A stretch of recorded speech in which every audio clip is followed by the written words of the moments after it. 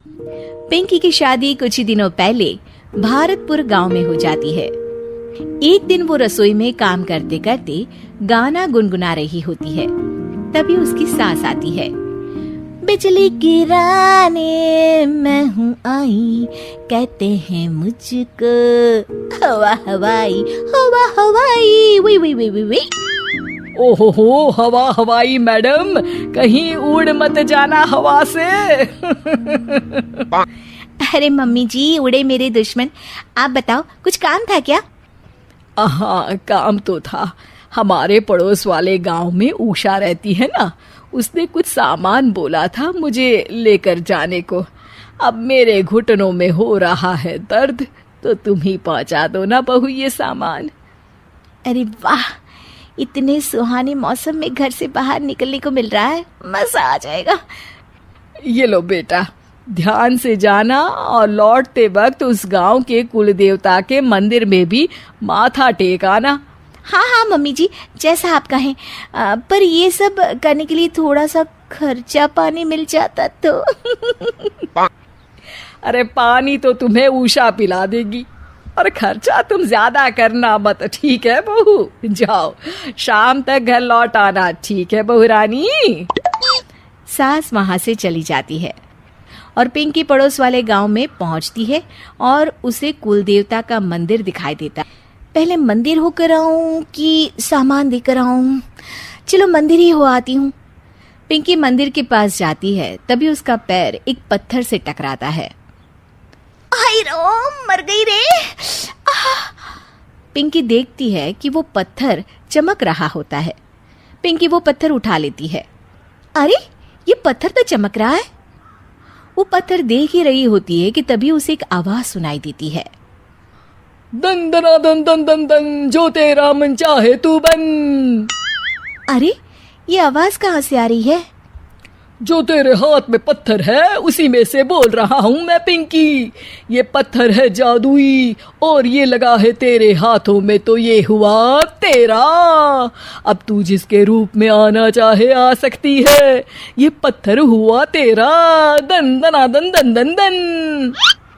क्या सच में ये जादुई पत्थर मेरा हुआ? अरे वाह वाह वाह वाह। पिंकी अपना काम खत्म करके घर आती है और उसकी सास रसोई में काम कर रही होती है। अब वक्त है इस पत्थर का इस्तेमाल करने का। बड़ी थकान हो गई है रास्ते में, सासू माँ से थोड़ी सेवा करवा लेती हूँ। पिंकी पत्थर को हाथ में लेकर अपने ससुर का रूप धारण कर लेती है। अरे ओ कमलेश की माँ, इधर तो आना जरा। क्या हुआ जी, क्यों चिल्ला रहे हैं? अरे मेरे सर में बड़ा दर्द है, जरा सर और कंधे की मालिश तो कर दो। मैं आपको मालिश वाली दिखती हूँ क्या? जाइए, किसी नाई के पास जाइए और कराइए मालिश। जी भर के कराइएगा। अरे तुम ही तो हो मेरी मालिश वाली। तुम्हारे कोमल कोमल हाथों से जब ये खूबसूरत उंगली में बालों में मालिश होती है, आहा, सर दर्द हो या कैसा भी दर्द भाग जाता है। आप भी ना, आपने पहले तो कभी मुझसे ऐसे बातें नहीं की। आइए बैठिए, कर देती हूँ मालिश। पिंकी की सास पिंकी की मालिश कर रही होती है और पिंकी को बड़ा ही आनंद आ रहा होता है। इसे कहते हैं स्वर्ग की जिंदगी।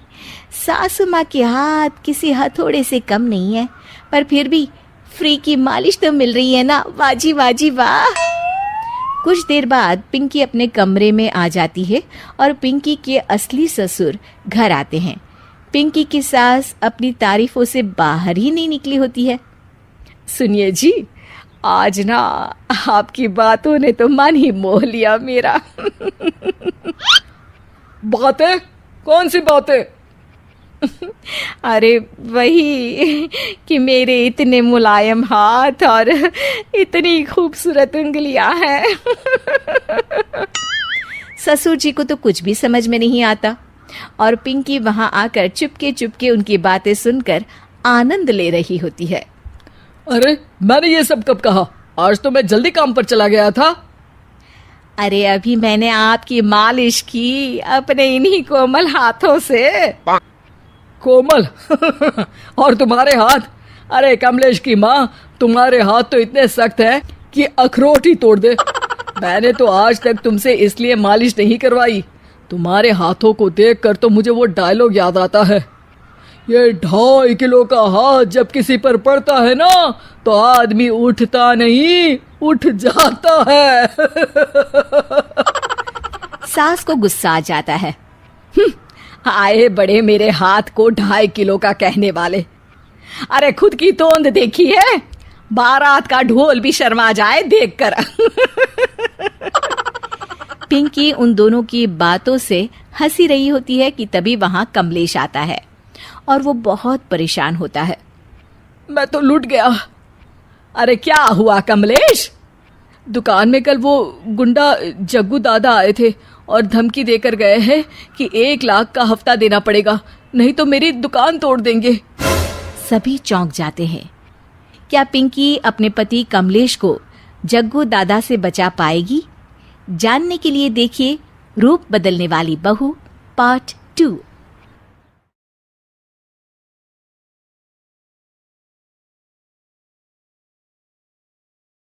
टोपी पहनाने वाली बहू। अनीशा एक बहुत ही समझदार और अच्छी बहू थी और वो सबका अच्छे से ख्याल भी रखती थी। बस उसमें एक कमी थी कि वो लोगों को टोपी पहनाकर उन्हें बेवकूफ बनाकर छोड़ती थी। एक दिन अनीशा अपनी सास से कहती है, माँ मैं बाजार शॉपिंग करने जा रही हूँ, शाम तक आ जाऊंगी। अच्छा ठीक है बहू। अनीशा बाजार में शॉपिंग करने चली जाती है और बाजार में अपने लिए कपड़े देखती है। तभी उसे एक रेड कलर की ड्रेस पसंद आ जाती है। ये ड्रेस कितनी अच्छी है और ये मेरे ऊपर बहुत अच्छी लगेगी। अनीशा दुकानदार से ड्रेस का रेट पूछती है। भैया ये रेड वाली ड्रेस कितने की दी? 2000 रुपए की। क्यों भैया 2000 रुपए? इतनी महंगी ड्रेस? अरे एकदम ओरिजिनल पीस है बहन जी। हाँ वो तो ठीक है पर ड्रेस बहुत महंगी है, इसका दाम ठीक से लगा लो ना। अभी ये सेम ड्रेस मैंने आगे दुकान में देखी थी, 1000 रुपए में मिल रही थी। देखो बहन जी ये एक ही पीस बचा है, चलिए आपके लिए 1500 लगा लेता हूँ, ठीक है? नहीं भैया इस ड्रेस की तो मैं 1000 ही दूंगी। देखो तो इसका कपड़ा भी कितना हल्का है। अरे भैया रेट ठीक कर लोगे तो मैं एक और ड्रेस ले लूंगी। फिर अनीशा एक और ड्रेस देखने लगती है। अच्छा ठीक है चलिए 1000 ही दे दीजिए। फिर अनीशा एक और ड्रेस देखती है और कुछ देर बाद दुकानदार से कहती है, भैया एक काम करो, आप मुझे ये रेड वाली ही ड्रेस दे दो, दूसरी ड्रेस मैं फिर कभी आकर ले लूंगी। अरे मैडम अभी तो आप कह रही थी कि मैं एक और ड्रेस ले लूंगी।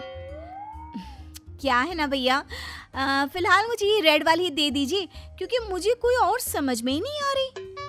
अनीशा दुकानदार को अपनी बातों से टोपी पहनाकर उसे बेवकूफ बना देती है और उससे 1000 रुपये में ड्रेस खरीद लेती है और फिर उसे उसके 1000 रुपये पकड़ा देती है और उससे ड्रेस ले लेती है। शॉपिंग तो हो गई, चलो अब घर चले। अनीशा ऑटो वाले को रोकती है और उसे अपने घर चलने के लिए कहती है। भैया चलोगे क्या? हाँ हाँ बहन जी, 100 रुपये लगेंगे। 100 रुपये? अरे भैया पास ही में तो है, 50 ले लेना। चलिए आप 80 दे देना। अरे भैया मेरा घर कोई ज्यादा दूर नहीं है, पास ही में है, रोज 40 में आती जाती हूँ, आप भी 40 ले लीजिएगा। अनीशा उस ऑटो वाले को अपनी बातों से उलझाकर उसे ऐसी टोपी पहनाती है कि वो 40 रुपए में उसके घर तक जाने के लिए तैयार हो जाता है। आधे रास्ते पहुंचकर ऑटो वाला अनीशा से कहता है, अरे बहन जी और कितनी दूर है आपका घर? बस भैया आ ही गया, ये जो सामने वाली गली है ना उसमें ले लेना। ऑटो वाले को अनीशा धीरे धीरे करके अपने घर तक ले जाती है। बहन जी यहाँ तक आने के 150 रुपए लगते हैं, आप मुझे 40 रुपए में ले आई, अब 100 रुपए दे दीजिएगा। अरे नहीं नहीं भैया, आपने 40 में हाँ बोला था ना, मैं 40 ही दूंगी, आप यहीं रुको, मेरे पास खुले पैसे नहीं है, मैं आपको अभी घर के अंदर जाकर पैसे ला कर देती हूँ। अनीशा ऑटो वाले को वहीं रोककर घर के अंदर अपनी सास के पास जाकर कहती है, माँ जी आपके पास 40 रुपए खुले होंगे क्या? मुझे ऑटो वाले को देने हैं, मेरे पास 2000 का बंधा नोट है और ऑटो वाले के पास 2000 के खुले नहीं है। अच्छा अच्छा अभी दे देती हूँ। सास घर के अंदर जाती है और बहू को 40 रुपए पकड़ाते हुए कहती है, ये ले बहू 40 रुपए। माँ जी, मैं आपको शाम को 40 रुपए दे दूंगी। हाँ, अरे कोई बात नहीं बहू। अनीशा ऑटो वाले को पैसे देकर अपने कमरे में चली जाती है और अपने कपड़े देखकर बड़ी खुश होती है। इतनी अच्छी ड्रेस मुझे कितने सस्ते दाम में मिल गई और ऑटो वाले ने भी कम पैसे में घर तक छोड़ दिया और ऑटो वाले के पैसे भी माँ जी से ही ले लिए। बहुत अच्छा रहा आज तो। शाम हो जाती है, फिर अनीशा घर के कामों में लग जाती है और जैसे ही रात होती है वो खाना बनाने की तैयारी में लग जाती है। जब खाना बनकर तैयार हो जाता है, वो सबको खाने की टेबल पर आने के लिए आवाज लगाती है, खाना लग गया है, जल्दी से आ जाओ। फिर अनीशा, उसकी सास और उसका पति सुनील खाना खाने आ जाते हैं। सभी लोग जब खाना खा लेते हैं तो अपने कमरे में सोने चले जाते हैं। फिर अगली सुबह अनीशा सोकर उठती है और किचन में चाय बनाने के लिए जाती है। अपनी सास को देखकर कहती है, माँ जी, आप इतनी अच्छी चाय कैसे बना लेती हैं? मुझे भी बनाना सिखा दो ना। मैंने कितनी कोशिश की आपके जैसे चाय बनाने की पर बनती नहीं है। अरे तुझे मेरे हाथ की चाय अच्छी लगती है ना, तो मैं तुझे बनाकर पिलाती हूँ ना। अनीशा की सास अपनी चाय की तारीफ सुनकर खुश हो जाती है और वो अनीशा के लिए चाय बनाकर उसे पीने के लिए देती है।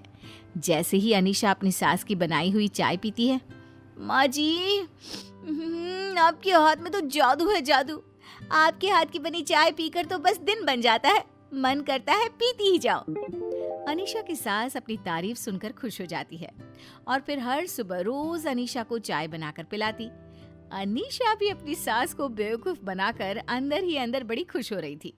मेरा तो काम हो गया, अब मुझे रोज चाय बनानी नहीं पड़ेगी, उल्टा मुझे माँ जी के हाथ की बनी हुई चाय पीने मिल जाएगी।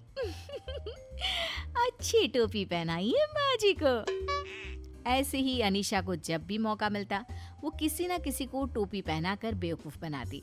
अब तो अनीशा की इस आदत से उसका पति और उसकी सास परेशान हो चुके थे। ये अनीशा टोपी पहनाने का कोई मौका नहीं छोड़ती, जब देखो बेवकूफ बनाकर चली जाती है। फिर अनीशा की सास उसकी टोपी पहनाकर बेवकूफ बनाने की आदत को सुधारने के बारे में सोचने लगती है। इसे कैसे सुधारूं कि ये लोगों को टोपी पहनाना छोड़ दे। और अगले दिन सुबह सुबह अनीशा की सास की बहन उनके यहाँ रहने आती है तो अनीशा की सास अपनी बहन को देखकर बड़ी खुश होती है। अरे दीदी, कैसी हो? घर तक आने में आपको कोई परेशानी तो नहीं हुई ना? अरे नहीं नहीं, मैं तो यहाँ बड़े आराम से पहुँच गई। तभी अनीशा की सास की बहन अनीशा से कहती है, बहू, तेरे पास 500 रुपए होंगे क्या? अब हाँ माँ जी। वो जरा बाहर ऑटो वाला खड़ा है, उसे जाकर दे दे। मेरे पास खुले पैसे नहीं, मैं तुझे बाद में दे दूंगी। अनीशा अपनी सास की बहन को मना नहीं कर पाती और ऑटो वाले को 500 रुपए दे देती है। मैं सबको टोपी पहनाती थी, आज मुझे ही मौसी जी ने टोपी पहनाकर बेवकूफ बना दिया। तभी अनीशा की सास की बहन अनीशा से पूछती है, बहू, चाय वाय बना लेती हो या नहीं? जी, वो माँ जी जितनी अच्छी चाय बनाना नहीं आता मुझे। अरे नहीं नहीं दीदी, अनीशा तो बड़ी ही अच्छी चाय बनाती है। तुम एक बार उसके हाथ की बनी चाय पियोगी तो तुम्हारा और मन करेगा कि हर बार उसके हाथ की ही चाय पीऊं। अनीशा कुछ नहीं बोल पाती और ना चाहते हुए सबके लिए चाय बनाकर लाती है। माँ जी, चाय। जैसे ही अनीशा की सास की बहन चाय पीती है, वाह जी वाह, क्या चाय बनाई है तूने, मजा ही आ गया चाय पीकर। ऐसी हर रोज सुबह सुबह तेरे हाथ की बनी चाय मिल जाए तो बस मजा ही आ जाए। क्यों नहीं माँ जी, मैं हर सुबह आपको अपने हाथ की चाय बनाकर पिलाया करूंगी। तभी अनीशा की सास की बहन अनीशा के हाथ में सोने की चूड़ियां देखते हुए कहती है, बहू, तेरी चूड़ियां तो बड़ी सुंदर है। है ना अच्छी? मुझे भी ऐसी ही चूड़ियां चाहिए थी, पर मुझे ऐसी डिजाइन की चूड़ियां कहीं मिली नहीं। बहू, मेरे लिए तुम अपने जैसी चूड़ियां लाकर देना ना, मैं तुम्हें उनके पैसे दे दूंगी। अरे नहीं माँ जी, आपको पैसे देने की कोई जरूरत नहीं है, आप इन्हें ऐसे ही रख लीजिए, मैं और ले लूंगी। अनीशा ना चाहते हुए भी अपनी सास की बहन को चूड़ियां दे देती है। तभी अनीशा की सास अपनी बहन से कहती है, दीदी, आपको पता है अनीशा बहुत बढ़िया खाना बनाती है, एक बार अनीशा के हाथ का खाना खाकर देखोगी ना तो उंगलियां चाटती रह जाओगी। हाँ, नहीं माँ जी वो तो बस ऐसे ही आप मेरी झूठी तारीफ क्यों कर रही हैं? अरे नहीं नहीं दीदी, अनीशा सच में बहुत अच्छा और स्वादिष्ट खाना बनाती है। अनीशा की सास ये सब कह रही थी, तभी अनीशा का पति भी आ जाता है और कहने लगता है, हाँ मौसी, अनीशा सच में बहुत ही अच्छा खाना बनाती है, बस इसकी जितनी तारीफ करो कम है। अनीशा अंदर ही अंदर रो रही थी। आज तो सबने मिलकर मुझे ही टोपी पहनाकर बेवकूफ बना दिया। अब से आगे से कभी भी मैं किसी को टोपी नहीं पहनाऊंगी।